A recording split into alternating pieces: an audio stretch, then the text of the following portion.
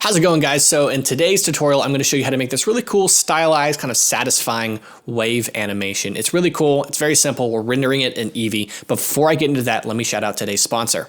Today's video is sponsored by Skillshare. Skillshare is an online learning community with thousands of inspiring classes for creative and curious people. There are so many different types of classes for 3D, design, freelancing, tons of stuff on there, including tons of Blender classes. Currently, one of my favorite classes is Remington Markham's brand new class on how to create your first animation with Blender. Tons of amazing stuff in there. I would definitely check that out. Skillshare is curated specifically for learning, meaning there are no ads and they're always launching new premium classes so you can stay focused and follow wherever your creativity takes you. Skillshare is incredibly affordable. It's less than $10 a month with an annual subscription. No matter what 2021 brings you, you can spend it creating something meaningful with Skillshare's online classes. Skillshare offers membership with meaning. With so much to explore, real project to create, and the support of fellow creatives, Skillshare empowers you to accomplish real growth. Bring color, beauty, and fun to your year and vivid details to craft complex wonders. Skillshare believes strong community is essential to growth. Tap into the support of fellow creatives who provide encouragement, communication, and inspiration.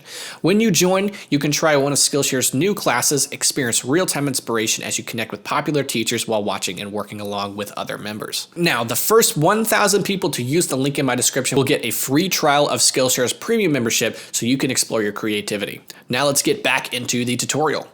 All right, we're back. So here we have just a nice HDRI hitting the scene. We have some interesting, very simple shading going on, giving you some beautiful color. I'm also going to show you how to loop the Ocean Modifier. It's changed since the last time I've done it, so I figured I'd update it and give you a cooler animation. So let's go ahead and make a new file and go straight into making this. So we're going to go ahead and Shift A and get a plane. Just leave it as is. We're going to go here to the modifiers, add modifier, and we're going to get in the Ocean Modifier. So here it is. It's actually a really cool modifier if you've never touched it. It's just a really quick, easy way without simulating anything to make a, an ocean. So if you click on the time, it animates just like an ocean. It's pretty low poly, but we can fix that. So here we have our ocean animation. What I want to do is just work on how I want this thing to actually look. So I'm going to give my spatial size a good 35. And then I'm going to give my resolution a 18. So now we get way more resolution in the waves. All right, now for size, I'm going to click waves and put my size at 3. And now we have some crazy, insane looking waves. You can play with the time here and see how they're going.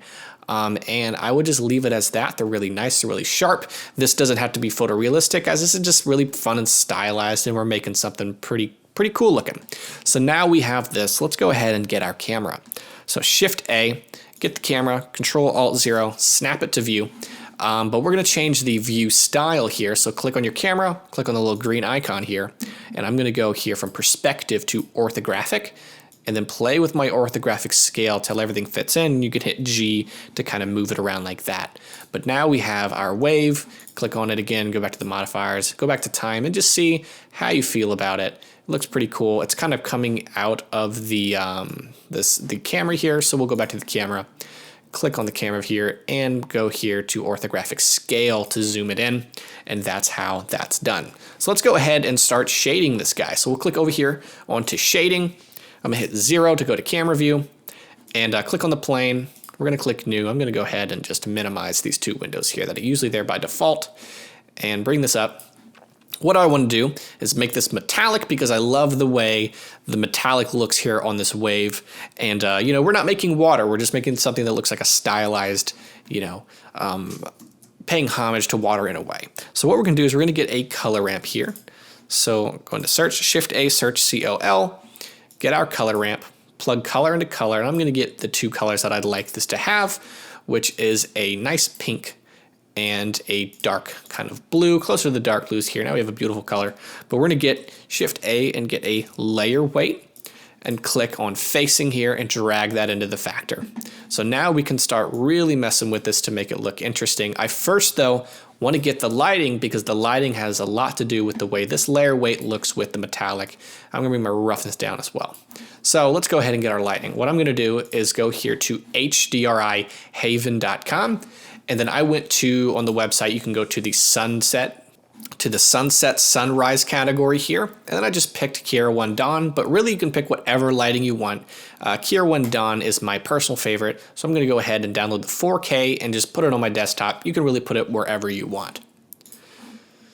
So let's go back here to layout and then click render, and we want to go here and make sure you are in the Eevee render engine. Turn on ambient occlusion, screen space reflections, and bloom if you want to add that. So we'll click on the little world icon, click on color, environment texture right here.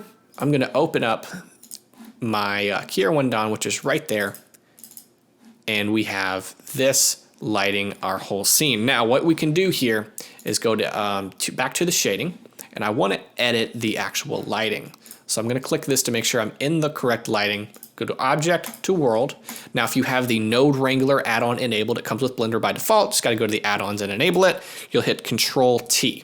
What that's going to do is give you these two nodes, the mapping and texture coordinate. And right here on the Z is when you can actually rotate the lighting around. So I want to do something like this just to make the lighting a little more interesting. Now I'm going to go back here to Object and play with the color of my water. Now I'm going to go here.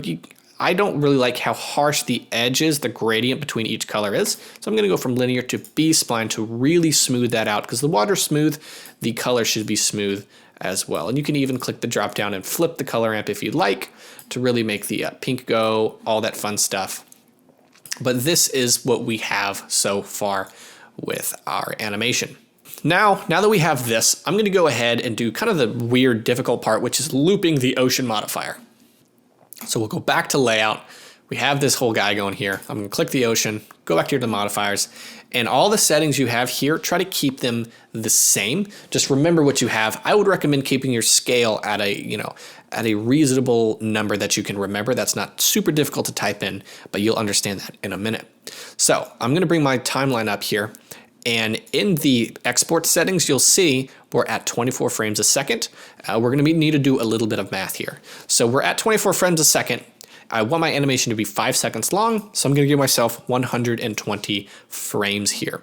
Now keep that in the back of your head, the fact that your animation is 5 seconds long. Keep it at a number that makes sense to you, so 5 is perfect for me.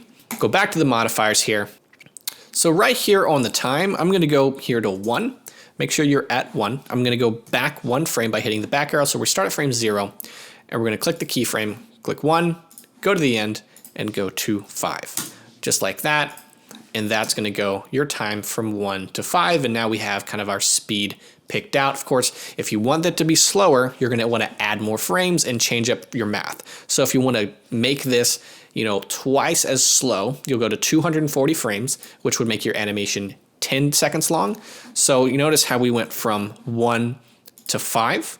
You would actually go from 1 to 10. So kind of keep that math in the back of your head. So we're here at 1 to 5, so keep that. What we're going to do is we're going to hit the drop down and duplicate the Ocean Modifier. This is really weird, but it's just the way it works to make this Ocean Modifier loop. But in order to make it work, you have to go from generate to displace. Now it's actually going to work. So we're going to go back here to frame 0. Now instead of animating the scale from 1 to 5, we'll start the time at 5, and we'll start the keyframe at frame 0, go from 5 to 10, 1, 0, just like that.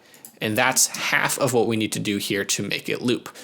The second thing we need to do is edit the scaling. So let's go back here, and right here in the scale of the waves, start it at 0, and we'll click that, go from 0 to 3, just like that. So it starts at 0 to 3. Now let's go down here to the second modifier. We'll find the scale, and we'll go back to frame 0, and we'll go from 3 to 0.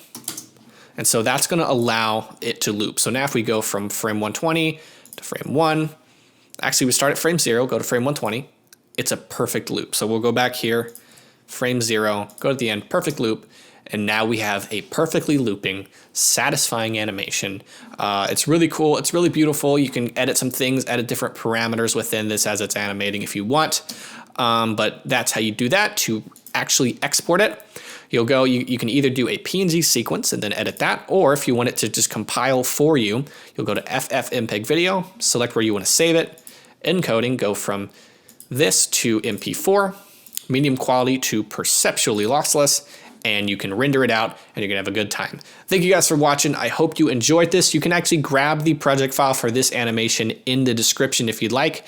That'll lead you to my Patreon. You can check that out. But thank you for watching, and I'll see you in the next video.